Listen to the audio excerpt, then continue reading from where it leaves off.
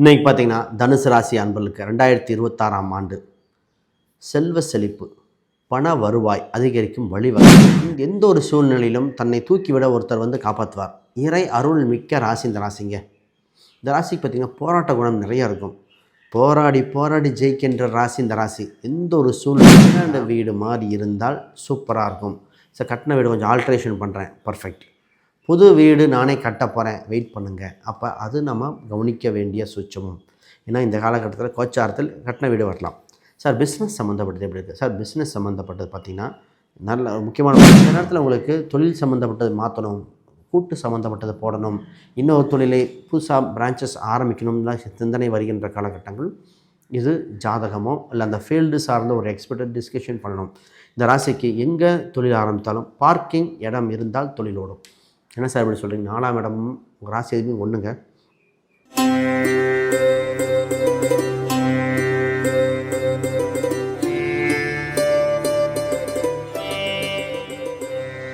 ஜோதிட யுகம் நேயர்களுக்கு அனைவருக்கும் வணக்கம். நான் உங்கள் ஸ்ரீ சுபம் விஜயகுமார். இன்றைக்கி பார்த்திங்கன்னா தனுசு ராசி அன்பர்களுக்கு 2026ஆம் ஆண்டு செல்வ செழிப்பு, பண வருவாய் அதிகரிக்கும் வழிவகைகள் என்ன? இயற்கையாகவே இவங்களுக்கு கொஞ்சம் அமைப்பு உண்டு. அப்போ இவங்க இன்னும் வலுப்படுத்தினா என்ன? இன்னும் தசாபுத்தி அந்தரங்கள்லாம் சேர்ந்தால் இன்னும் அற்புதமாக இருக்கும். இந்த ஆண் பெண் இருவருக்குமேங்க செல்வ கடாச்சம், லக்ஷ்மி கடாச்சங்கள் பிறக்கின்ற வருடமாக இருக்குது. வருட ஆரம்பத்திலே குருபலனோட தொடங்குறீங்க. இதை பற்றி தெளிவாக பேசுவோம். ரைட், முதல்ல புதுசாக பார்க்குறவங்க சப்ஸ்கிரைப் பண்ணிக்கோங்க. கேள்விகள் சந்தேகம்னா பார்த்துட்டு கமெண்ட் பண்ணுங்கள். நல்ல காலம் பிறந்து விட்டன இந்த தனுசு ராசிக்கு. எப்பொழுது நடக்கும், எப்போ நடக்கும்னு எதிர்பார்த்துட்டு இருந்த விஷயங்கள் இப்பொழுது நடக்கக்கூடிய காலகட்டம். இந்த வருடம் ஒரு மறுமலர்ச்சியான வருடங்க.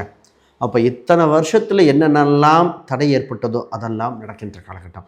ஒன்று தெரிஞ்சுக்கணும், உங்களுக்கு எது கரெக்டுன்னு இறைவன் நடக்கிறாரோ அதை கொடுப்பார். ஏன் சார் இப்படி சொல்கிறீங்கன்னா, வருடம் ஆரம்பிக்கும் போதே குரு பலனோடு ஆரம்பிக்கிறீங்க. முதல் நல்ல விஷயம். 4ஆம் இடத்தில், அதுவும் குரு வீட்டிலேயே சனி பகவான் தன் கர்ம பார்வையால் பார்க்கிறார். அதான் 10ஆம் பார்வை. இந்த விஷயத்தை பேசுவோம். தனுசு ராசி அறிவு சார்ந்த ராசி, மற்றவரை வளர்த்து விடும் ராசி. இங்கே எந்த ஒரு சூழ்நிலையிலும் தன்னை தூக்கிவிட ஒருத்தர் காப்பாற்றுவார். இறை அருள் மிக்க ராசி இந்த ராசிங்க. இந்த ராசிக்கு பார்த்திங்கன்னா போராட்ட குணம் நிறையா இருக்கும். போராடி போராடி ஜெயிக்கின்ற ராசி இந்த ராசி. எந்த ஒரு சூழ்நிலையும் பார்த்திங்கன்னா தனியாக விட்டால், ஈவன் பாகிஸ்தானில் விட்டால் கூட ஜெயிச்சு வந்துடும். ஏன்னா இந்த ராசி தான் வில் அம்பை குறிக்கும், குருச்சேத்திரத்தை குறிக்கின்ற வீடு. போராட்ட குணம் உள்ளே இருக்கும். ஆனால் அமைதி மனப்பான்மையாக இருப்பாங்க. சாது இரண்டால் காது கொள்ளாதுங்கிறது இவங்களுக்கு தான் கொள்ளும். அவ்வளோ அமைதியாக ரிலாக்ஸாக ஒரு ஆசிரியர் மாதிரி இருக்கும். இவங்களுக்கு ஒரு இன்னொரு சிறப்புன்னா ஆசிரியர் பக்குவம், மற்றவரை வளர்த்து விடும் தன்மை அருமையாக இருக்கும். மற்றவர்களை தூக்கி விடுதல்.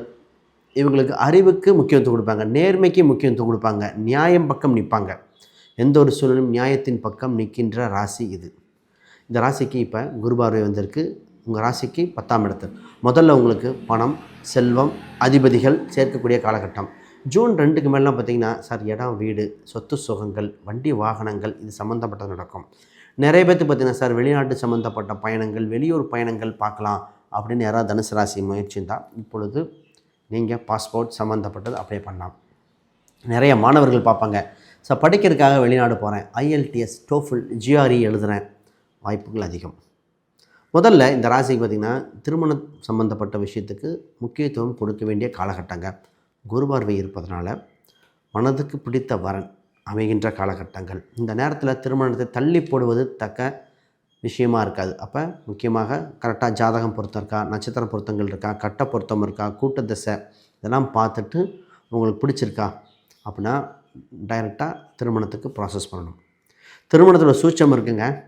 என்னென்னா எந்த ஊரில் கல்யாணம் வைக்கணும், முதல்ல மண்டபத்துலையா கோயில்லையானோ ஜோதிடம் சொல்லிடும்.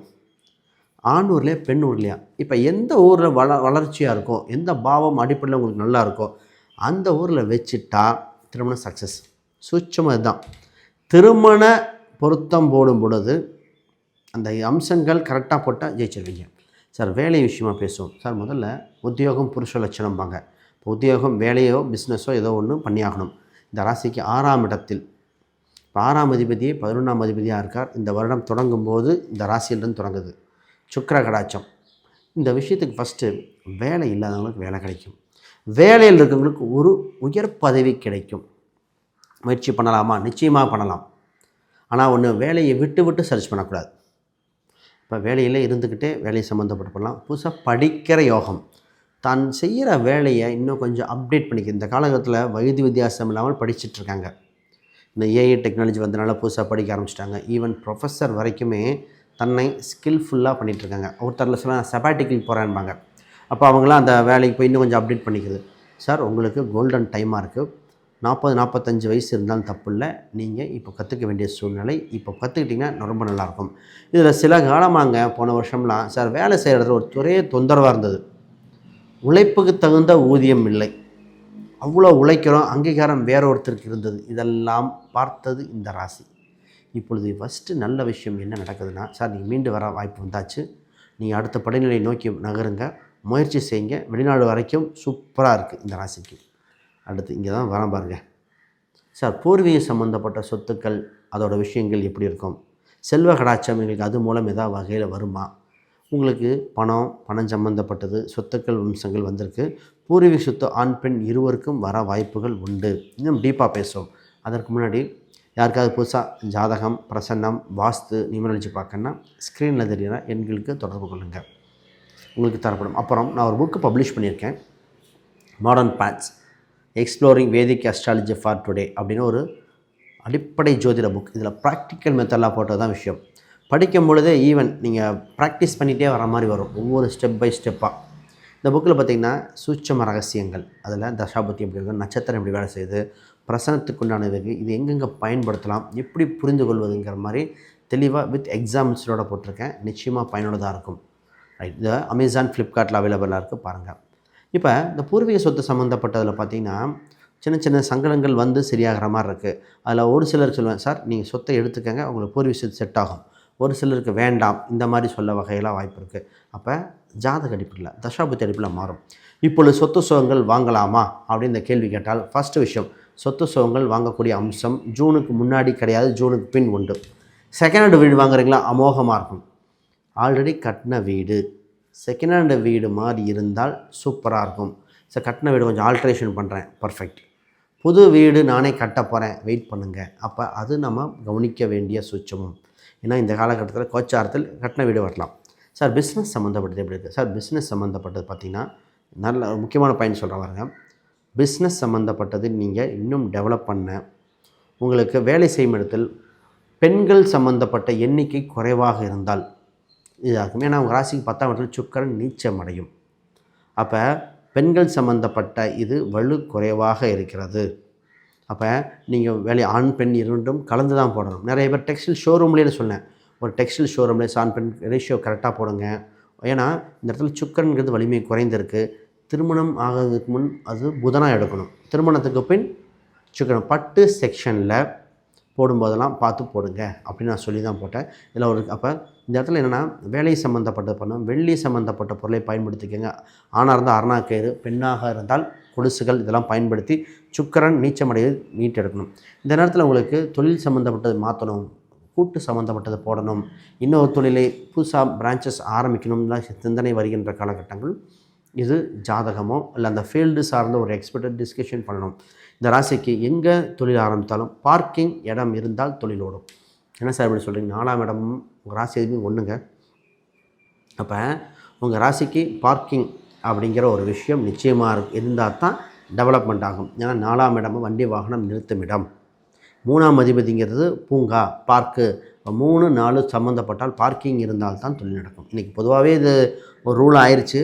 நான் எப்பயுமே சொல்லுவேன், உங்கள் பார்க்கிங் அருகில் ஒரு கார்னரில் வாட்டர் டேங்க் பக்கத்தில் அதெல்லாம் வச்சுக்கலாம். இப்போ மாணவர்கள் வெளிநாடு சென்று படிக்க வாய்ப்புகள் வந்திருக்கு, அதை பாருங்கள். இப்போ குலதெய்வ சம்மந்தப்பட்டது, இந்த ராசிக்கு குலதெய்வ அனுகிரகம் நிச்சயமாக உண்டு. குலதெய்வ கோயில் கும்பாபிஷேகம் நடந்தால் இதற்கு நீங்கள் முக்கிய பங்குதாரராக இருக்கணும். குலதெய்வ அனுகிரகம் நீங்கள் இன்னும் உங்களுக்கு தேவைப்படுகிறது. இதுதான் இந்த அடிப்படை சூச்சம். சார் பணம் சம்மந்தப்பட்டது எப்படி இருக்குது? சார் வாடகை வருமானம், இன்வெஸ்ட்மெண்ட் பண்ணணுங்க. இது வாடகை வருமானம் பண்ணுற மாதிரி, ஃபிக்ஸ்டு டெபாசிட்டில் போடுற மாதிரி, இது மாதிரிலாம் ஒரு சில விஷயங்கள் பண்ண வேண்டிய கால சூழ்நிலை வந்திருக்கு. இதை நடைமுறை படித்து கொள்ளுங்கள், இதை தவற விட்டுற வேண்டாம். சார் உங்கள் ஜாதகத்தில் இன்னும் சொல்லிகிட்டே போகலாம், சுச்சமங்கள், குறியீடுகள் அதெல்லாம் இதாக இருக்கலாம், சொல்லிகிட்டே போகலாம். ரைட், யாருக்காக புதுசாக பார்க்குறவங்க சப்ஸ்கிரைப் பண்ணிக்கங்க. கேள்விகள் சந்தேகங்கள் இருந்தால் கமெண்ட் பண்ணுங்கள். உங்களுக்கு நான் சொன்ன பாயிண்ட் எதெல்லாம் ஒத்து வருது, இதில் எதெல்லாம் டவுட் இருக்குன்னு கீழே கமெண்ட் பண்ணுங்கள். அனைவருக்கும் வணக்கம், வாழ்த்துக்கள்.